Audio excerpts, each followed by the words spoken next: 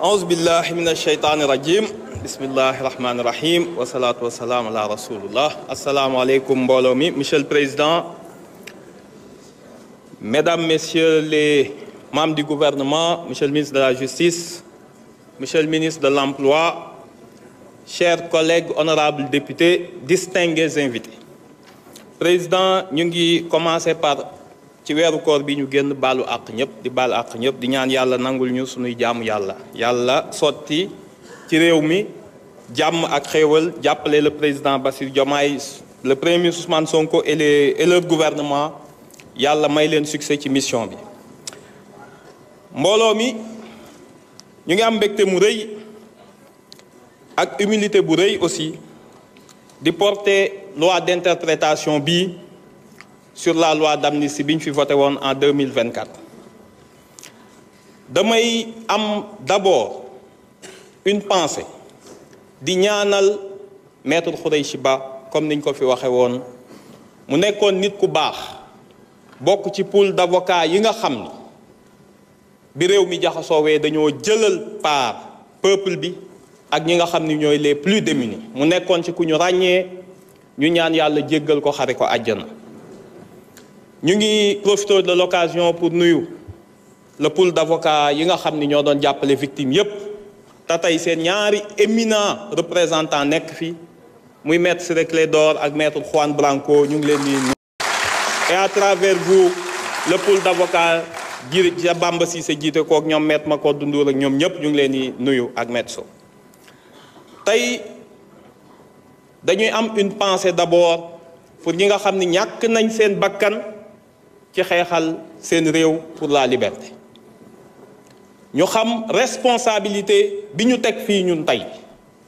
xam cër bi nga xam ni yoreel nañ ko le peuple sénégalais bi nga xam ni moom du waa Pastef rek seen xeex peuple sénégalais moom moo renversé l'histoire. am na ku fi toog sànq naan ay délinquants peuple sénégalais bi jël délinquants yóbbu leen palais indi leen assemblée boo woowee ñoonu délinquant yow dañuy am kersa qualifié li nga nekk. tey jii dañuy wax ak ñi nga xam ni ñu bari ci ñoom bis bu doy waar la tey ndax dafa am ay ministres yu fi nekkoon ay membres gouvernement yu fi nekkoon ay victimes nekk fi ñun ñëpp ñu bokk salle bi te ñoom ñu ngi seen jàmm di wax loolu di wane grandeur ak sacrifice bi ñi nga xam ni ñoo doon xeexal réew mi di témoigner. te may wax yéen ñi nga xam ni yéenay victime yi te ñu bari ci yéen nekk ci kaw toog fii dama bëgg ngeen xam ni ñaari mbir am ngeen ko te dootul dañ te boo gisee ñu mën a toog ak ñii te dóoruñu leen gaañuñu leen malgré li ñu def c'est parce que mérité wu ñu suñu colère il le mérite même pas. parce que ñun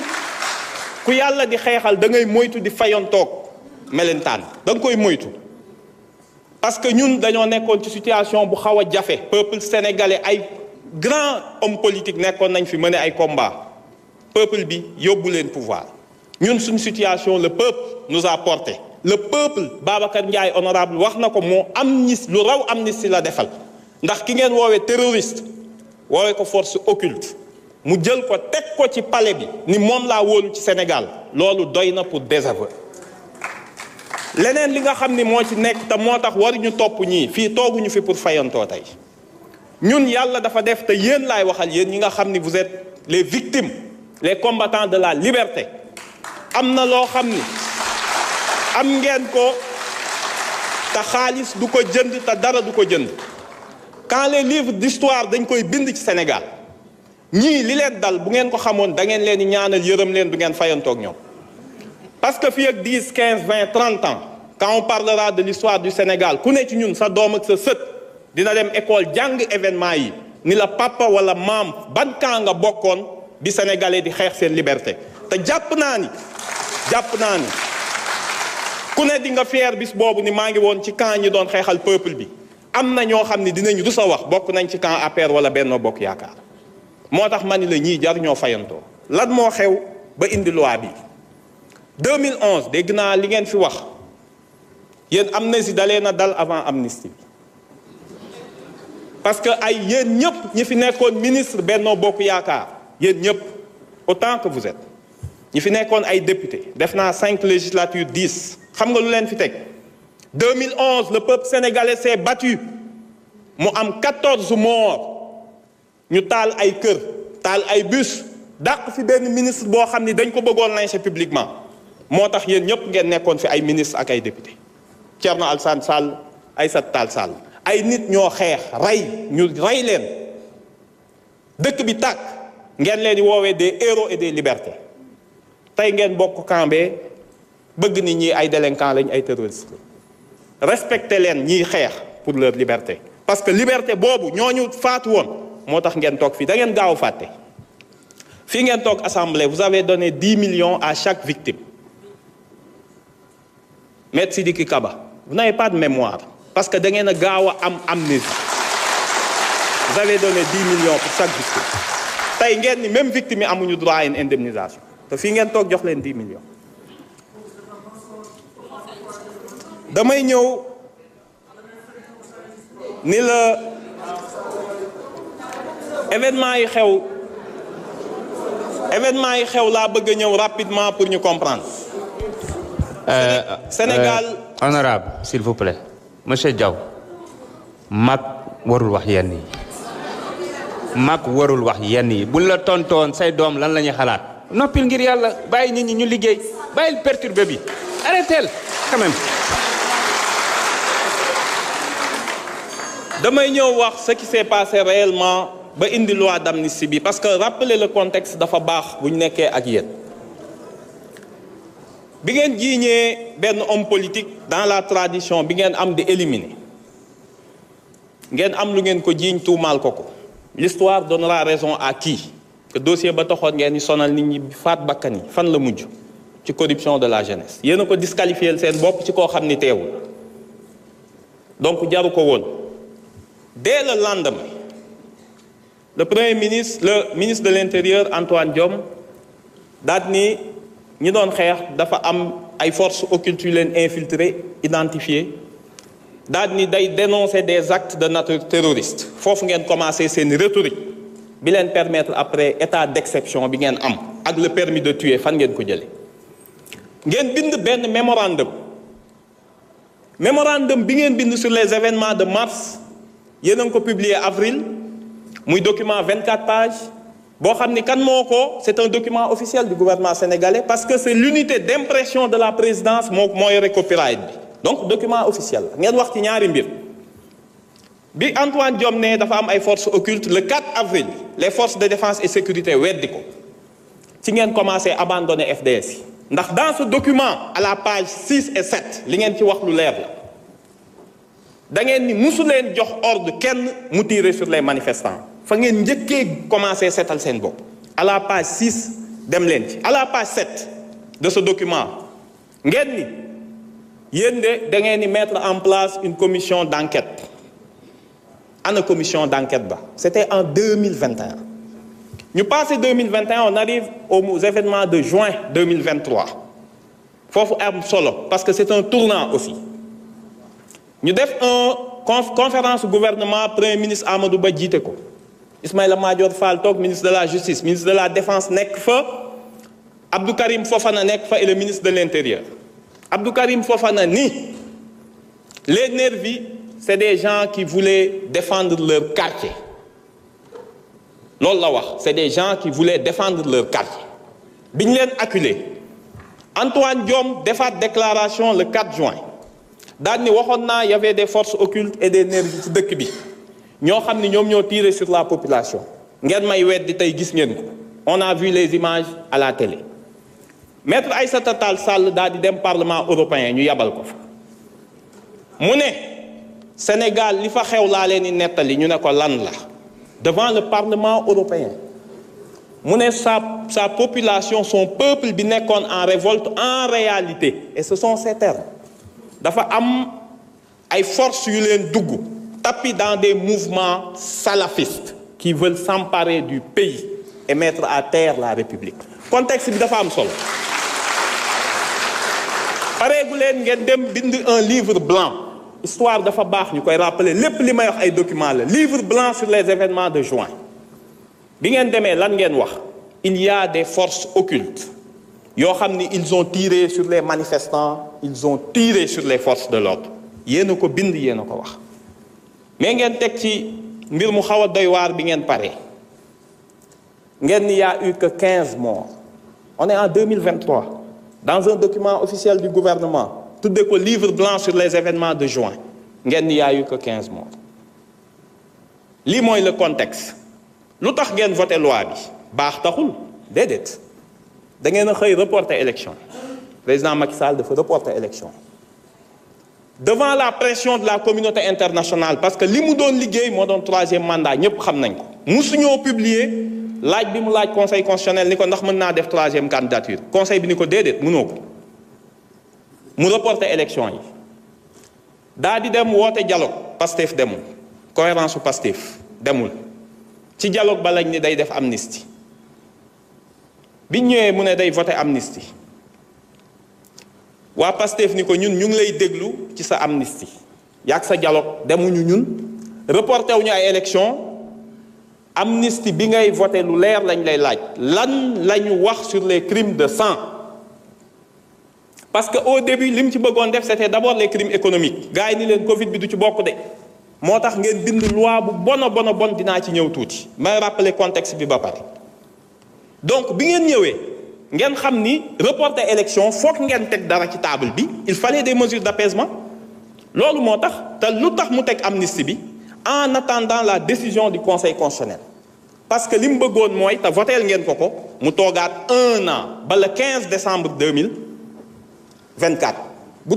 toogoon ba 15 décembre 2024 ci la doon permettre mu gagner 1 an de présidence mën a préparer la relève te bu boobaa lu mu ñu diggoon dinañu nax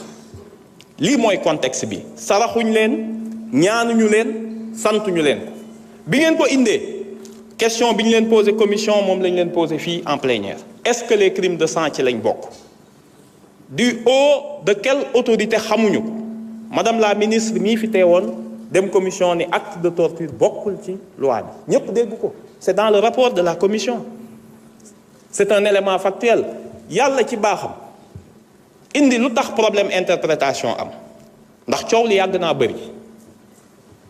mu dem 7TV bërki Dembo Ndiaye ku mu neex nga dem seetaan mu ne les actes de torture li ma waxoon du dañ elle est constante dans ça acte de torture yi bokkul ci loi bi waaye ñi ñu rey ak ñi ñu faat ci la bokk aveu weesuwul loolu ñu ne ko defal ndànk yow devant un juge lan moo indi interprétation te abrogé wuñu mais benn juge mënu la xam ni ngeen tëggee loi bi lan moo ci bokk ak lan moo ci bokkul ndax yéen ni ngeen bindee loi d'amnistie bi baaxul amnistie loi bi juróomi article ngeen ci sànni fàtte ngeen sax ku bëgg am na koo xam ni sañ naa wax bëgguma amnistie loolu la ñuy wax le droit à une révision bu la neexee nga ni bëgguma amnistie man j'étais innocent ñu ubbiwaat sa procès da ngeen koo fàtte ci texte yi ñun waxuñoo ak yéen en réalité on parle avec le conseil constitutionnel parce que dégg naa ñu bëri ñu ne da ngeen waroon saisir conseil constitutionnel ngeen laaj lu ñuy laaj conseil constitutionnel da ngeen a fàtte ni conseil constitutionnel wax na ci amnistie avec la loi Ezzan mais du ngeen lire texte yi ñu bind du ngeen lire décision yi du ngeen lire sax texte yi nga xam ne yéen a ko produiral seen bopp conseil constitutionnel dafa ni gouvernement législateur am na droit un pouvoir illimité xool ban crime lay dugal ci amnistie lu ko neex la ciy def loolu la wax en 2005 ñu ne ko ah bon mu ne waaw am na droit def ci lépp waaye nag waroo leen a fàtte le droit des victimes ndax amnistie lu mu effacé je parle sous le contrôle de monsieur le procureur monsieur le ministre de la justice infraction pénale mais pas action en réparation civile bokk ci donc loolu yëpp da ngeen ko fàtte ci texte bi bindal ngeen ñu benn texte boo xam ne lii ngeen ci bind ngeen ni mars 2021 ba février 2024 lépp loo xam ne xew na fi ñu mën ko qualifier de crime wala de délit wala de crime mooy lu ñu la mën a tëj fukki at ak lu ëpp ak lu ñu la mën a tëj ba fukki at ñu ne loolu lépp amnistie nañ ko mooy article 1 ñu ne waaw mais boo nee lépp mën nañ ko amnistier quand ça se rapporte à des manifestations wala mu am motivation politique loolu day impliquer les crimes de sang même si nee nañ tey xamuñu lan mooy crime de sang mais ñëpp xam nañ ko liñ ci jublu ñu ne loolu leerul ñun la taxoon ñu voté wuñu loi bi ci la ñuy dellu si waat ñu ne ñu non mënoon ngeen ko abroger lu tax abroger woo leen mais abrogation c'est un terme juridique boo xam ne bañ koy wax voté guñ loi bi mais boo demee ba voté ko mu am ay effet monsieur le ministre de la justice xam na lan la ñuy defee amnistie da ngeen defoon ni dañ bëgg a protéger suñu bopp képp koo xam ni avant amnistie bi moo tax nga génn kaso kenn mënatu laa delloo kaso parce que bu ñu amnistier le procureur day def réquisition au juge d'instruction ni ko jëlal une ordonnance de non-lieu bu jëlee ordonnance de non-lieu kenn mënatul ubbi loolu donc ñun mucc nañ ba pare bu doon dañoo bëgg a mucc ku peuple bi def lu mag amnistie lan ngay doyee amnistie bay làqatu dinañ leen wax lu tax ñu ubbi ko ku mel ni Pape Abdoulaye Touré dafa am ay actions yu ubbeeku woon suñu bàyyee abroger l'abrogation n'a pas d'effet rétroactif dégg naa ko fii wax bu dul loi pénale plus douce nan ngay waxee benn règle day rétroactif mënul nekk ñu ne leen amul kenn koo xam ne dinañ bàyyi mu mucc ci action ñu ubbi ñi ñu faat am na des actions qui avaient été ouvertes ñu ne loolu yëpp ça pose des problèmes juridiques mais plus grave encore te looloo taxoon ñu rejeter la proposition bi nga xam ni l'honorable député Thierno Alassane Sall dafa bëggoon a def un peu du chapardage politique parce que loolu c'est de la piraterie parlementaire nga xam ni ñun dañuy bëgg dara nga ni xaaral ma jéem leen ci jiitu te amoo les moyens xam nga lu mu bëgg bu ñu abrogé da nga koy laaj les gens de la société civile yi wax bind loi ni nañ abrogé yomb na mais da ngay wax conséquences yi lan la pour le juge soo abrogé bu ñu xëyee suba procureur ci ban pouvoir lay fondé wu pour ne les 2000 yi nekkoon ci kaso bi na leen gendarmerie ak police rëbb ci dëkk bi ñu delloo leen dañ leen di delloo ci kaso yi génne ñi nga xam ni ñooy agresseurs yi ak ñooy criminels yi fa nekk boo nee da ngay abrogé il faut nga wax les conséquences pratiques ñi nga xam ni dañ leen condamné woon yàlla def amuñu temps def appel parce que ñoom bi ngeen yéen da ngeen doon raaf ku ngeen jàpp bu ñu koy jugé bu tëddee 3 mois ngeen condamné 3 mois bu defee tëddee 6 mois ngeen condamné 6 mois pour mucc mais kooku il avait 1 mois pour faire appel boo abrogé droit d'appel am boobu day dellu si waat après 1 an lan la ci texte yi wax est-ce que da nga ko préciser est-ce que yéen xam ngeen ko en droit ngeen defoon ni ñun lii ñuy def ragal a tax lu ñuy ragal voilà ce qui s'est passé looloo tax abrogé wu ñu ne crime de sang yi ñu ko def du ñu mucc démb du ñu mucc suba loolu lu ñu koy defee on interprète lan mooy interpréter mooy nga jël ab loi ni du ma ci yokk du ma wàññi ginnaaw loi bi ni ñu ko bindee leerul te ministre de la justice dafa créer benn hiérarchie boo xam ne nekkul ci texte bi moo ko def te moom du juge mu ne acte de torture ci la bokk mais meurtre ak assassinat bokk ci ñu ne ko foo ko teg te boo demee constitution article 7 droit à la vie moo jiitu torture mais ki ñu rey torturer ko nan ngay choisir danga naan ko ah dee nga torturer nañ la comme que torture dugg na dee bi day tëb da nga affaire bi du supermarché c'est pas à la carte c'est pas à la carte du yow yaay choisir droit à la vie elle est sacrée article 7 dafa ni droit à la vie la personne l'intégrité physique et inviolabilité de la personne après le soog a ñëw ni bu kenn laal intégrité physique am bu ko kenn mutiler donc avant torture droit à la vie moo jiitu droit à la liberté moo jiitu donc yow mënoo établir la hiérarchie léegi ku saisir tribunal boo ñëwee tribunal juge bi danaan bi nekk Bignona ñu ne lu tax ngay interpréter te juge waxaguñ juge Bignona su gisee texte bi danaan man xaw ma lan moo bokk ci amnistie bi lan moo ci bokkul ah man de jàpp naa amnistie am na tëj juge Thiès bi ni déedéet man jàpp naa amnistie amul ci cas bi ubbi mu am dissonance jurisprudentielle gën a compliqué ñu ne avant justice di ci prononcé wu kaa ñu leeral Sénégal dafa ratifier ay convention internationale convention contre la torture déclaration universelle des droits de l'homme nga xam ni ci constitution bi la nekk charte africaine des droits de l'homme suñu préambule la nekk pacte international des droits civils et politiques loolu lépp consacré liñ la wax ni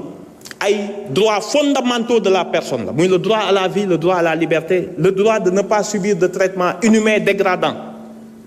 ak l'interdiction de la torture ñu ne loolu ay normes de jus cogens la lu muy tekki mooy ay normes impératives maanaam même bu dee ay état dañoo dajale ci traité bëgg ci déroger droit international nee na mënul ne li ngeen déroger c'est nul waxuma la ak nag nga bëgg ko jaarale par une loi. ñu ne CEDEAO, Cour européenne des droits de l'homme, Cour interaméricaine des droits de l'homme, ñoom ñëpp dañoo dajaloo maase daal ni désormais amnistie mënatul concerner les atteintes aux droits fondamentaux de l'homme. réew moo xam ni dangaa jël amnistie nit ki nga xam ni victime la wala ay ayant droit munoo leen am un recours effectif au niveau des tribunaux maanaam boo saisiree tribunal bi danaan la amnistie moo am moo tax mënuñu ko examiner nee na boo ñëwee ci man dañ lay condamner te buñ lay condamner condamnation bu metti la ñuy teg sa kaw. tey jii bis bu ñu bàyyi woon seen abrogation bi am wala ñu bàyyi amnistie bi jàll ñi nga xam ni dañoo faat seeni doom bis bu ñu demee CEDEAO président Baré Mayna Sara ayant droit mi bi ñu fa demee bi ñu condamné état du Niger ni ko amnistie warul tax nga ni moom amul recours effectif xam nga ñaata lañ condamné état du Niger ci benn cas 435 millions. ñu ne ko sa soxna 75 millions say doom juróomi doom ku nekk 50 millions daa di jël 12 frères et sœurs ku nekk ñu jox la 10 millions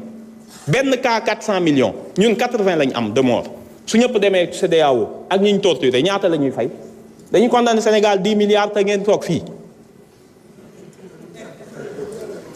loolu mënul nekk moo tax communauté internationale foowul ci amnistie.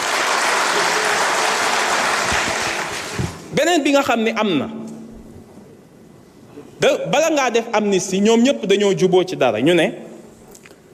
amnistie avant enquête est une loi prématurée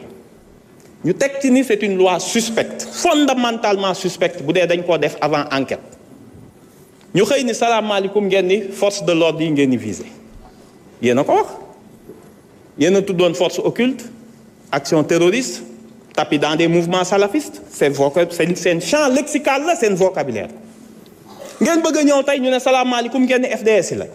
FDS yi ak magistrat yi ñu ngeen doon wax ñun dañ leen a jéppi dañ leen a bañ dañ leen a ngeen ni da ngeen leen di défendre fii président Diomaye président Ousmane Sonko dañoo jël ministre de la défense jox ko un ancien militaire jël ministre de l'intérieur jox ko un ancien gendarme jël ministre de la justice jox ko magistrat jàpp naa ni ku mën a défendre FDS yi ba gën a crédible le ministre de la justice le ministre de la défense ak le ministre de l'intérieur amul du yéen. ñun ñoo jox cër force de l'ordre dafa fekk buñ nee magistrat yi am na ñu dëng ministre de la justice taxul ñu koy wax du moom la ñuy waxal. donc bu leen nax seen bopp du yéen yéene leen défendre ñii lu bëgg a dal ci seen anciens ñi ñu daan nekk ñoom jàpp naa ils sont mieux ils sont plus aptes à les défendre. li nga xam ni moo fi nekk monsieur le ministre de la justice loi bi dañ koy voter parce que buñ ko voté wul on aura la censure des tribunaux internationaux lii moo ko indi interprétation bi bu amul Sénégal du jóg ci dem CEDEAO du jóg ci dem instance Nations Unies te yéen du leen muccal. yéen ñi def torture xanaa xamu leen yaa une compétence universelle képp koo xam ni da ngaa torturer dëkk boo dem mën nañ la faatoo donc yéen du ngeen mucc fii bu ngeen muccee fii du ngeen mucc fële même bu ngeen dawee.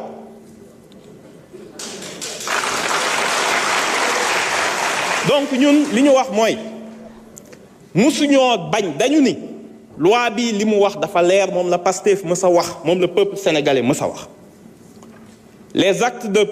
les assassinats rey. faat bakkan torture traitement inhumain dégradant disparition forcée de personnes bokkul ci loi bi quelle que soit motivation ñaanay indifféremment de leurs auteurs loolu jeexal na wax kan ngay nëbb nañ bàyyi yoon leeral kan moo doon faat bakkan mais yow kan moo doon faat bakkan rek nga ni ñun nga bëgg a viser lu ngeen di nëbb amu fi te dafa am leneen lu am boo leen dénier un droit en recours effectif li ngeen comprendre justice transitionnelle day dox ci ñeenti fànn bi ci ëpp mooy boo bëggee justice am paix sociale am il faut que victime yi am lu ñuy wax investigation droit à l'investigation kooku procédure bi mënta ñàkk ñu enquête ñu juger ñu sanctionner ñu réparer am bu am solo ñu am une garantie de non répétition loolu mooy lan ñun liñ pare soxla ci loi bi bu paree wax naa la 2011 dañoo faat ay bakkan pour ngeen ñëw ci nguur gi ñun bëggatuñu kuy ñëw ci nguur di ñuy faat ay bakkan dañuy changer toutes les procédures dañuy fexe à partir de cette loi et de cette justice ba nit ñi xam situer responsabilité mais ce qui est plus important mooy ñu xam ni bis bu bakkan faatootee il faut que les FDS xam les règles d'engagement dinañ xam kan moo yore fetal bal bi kan moo ko yor su nit gaa faatoo rek xam nañ kan moo tiire jaratul ñuy wax kan ak kan la loolu lañ ci njëkk a jublu bi ci topp amatul benn procureur boo xam ni sañ ngaa signer certificat de genre de mort koo xam ni dañ koo rey par balle nga ni par accident la sañatoo ko sans autopsie sañatoo ko dañuy changer code pénal dugal ci code de procédure pénale ay règles yu bees yoo xam ni manifestation bu amatee mënoo ko def manifestation bu amatee dinañ protéger les médecins ba nga xam ni doo ko forcer mu bind ay termes yoo xam ni dangaa damm baatu nit ki mu ne kii da doon geesu baat bi xaw a kale parce que loolu moo fi am pourquoi ñu am 15 morts officiellement ñëpp xam ni 86 la parce que da ngeen a suul ay nit xam ngeen ni tey seen yaram yàqu na Sénégal fan lay jëlee ay moyens pour ubbi leen xool kan ak kan moo ko rey li ngeen def xam ngeen ko bu baax a baax victime yi pour ñu defaru il faut ñu delloo leen àq ak yelleef boobu moo tax loi bi dinañ ko voter avec fierté te xam ngeen ci dara. Je vais essayer de résumer un peu en français ce que j'ai dit après avoir rendu hommage à Maître Khoureyssi Ba et à tous les avocats, dont 2 éminents avocats personnalités qui les représentent ici, Maître Ciré Clédor et Maître Juan Branco. Et à travers vous, tout le pool d'avocats. Je rappelle juste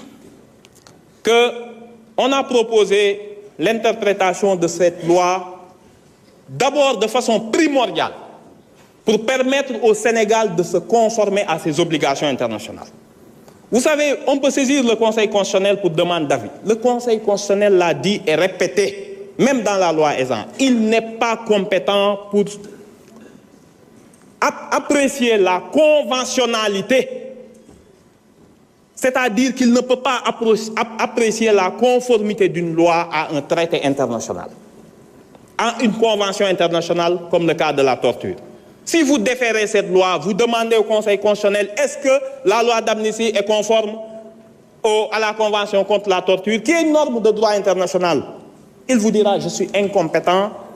La loi organique sur le Conseil constitutionnel me donne seulement la compétence pour apprécier la conformité d'une loi à la Constitution, mais pas la conformité d'une loi à un engagement international. C'est par reconnaissance que vous dites qu'il faut demander l'avis du Conseil constitutionnel. Ce but de ce texte interprétatif n'est ni d'ajouter quoi que ce soit, n'est pas de désigner des responsables, mais de préciser le champ d'application de la loi d'amnistie pour permettre aux juges d'avoir une jurisprudence uniforme. Chaque infraction, chaque acte, chaque fait constitutif de violation des droits de l'homme porte sa propre motivation. S'il y a un assassinat, le juge est obligé d'ouvrir et de rouvrir le dossier. S'il s'agit d'autres cas, il sait que ça ne fait pas partie. Donc, personne n'est visé. Chaque infraction porte sa propre motivation. Ce n'est pas l'auteur de l'infraction qui vient en bandoulière dire au juge « Moi, j'ai tué, j'avais une motivation politique ». Que nenni, ça ne se passe jamais comme ça. S'il y a un mort, c'est que ce n'est pas lié aux manifestations. Vous pouvez proclamer en avoir eu la motivation. Vous pouvez établir un lien qu'il y avait un rapport imminent, direct et immédiat avec les manifestations. Ça ne vous sauvera pas des poursuites. L'autre élément qu'on a oublié dans la loi d'amnistie, qui est le droit à réparation. Toute loi d'amnistie qui n'a pas prévu de droit à réparation est présumée nulle et non avenue ab initio, vous le savez mieux que nous. Nous, on a juste rappelé le principe. Donc, on n'a rien modifié. Qu'est-ce qu'on a modifié dans le champ de la loi? La loi avait un spectre extrêmement large, couvrant toutes les infractions de nature correctionnelle ou criminelle, dès lors qu'ils se rapportent à des manifestations ou peuvent avoir une motivation politique. Ça ouvre la voie, comme on dit, ça ouvre les portes à toutes les fenêtres. Bien sûr, n'importe qui pouvait se prévaloir, les nervis pouvaient se prévaloir de ces dispositions. On a dit, pour que le Sénégal ne soit pas condamné, devant les instances internationales, il faut que la loi soit conforme aux traités qu'on a librement souscrits et qui ont une valeur supérieure aux lois. Les crimes de sang, les meurtres, les assassinats, les cas de torture, les traitements inhumains dégradants ne font pas partie de la loi d'amnistie. Et à partir de ce moment, tout juge a les armes juridiques pour pouvoir dire, de prime abord, dès lors qu'on lui présente une infraction, Dès lors qu'une victime se présente devant lui, si le cas qui lui est soumis relève de l'amnistie ou pas. Voilà ce qu'on a voulu établir. On fera le pardon après, mais l'obligation de non-répétition nous oblige à cette loi d'interprétation. Merci. Merci beaucoup, honorable.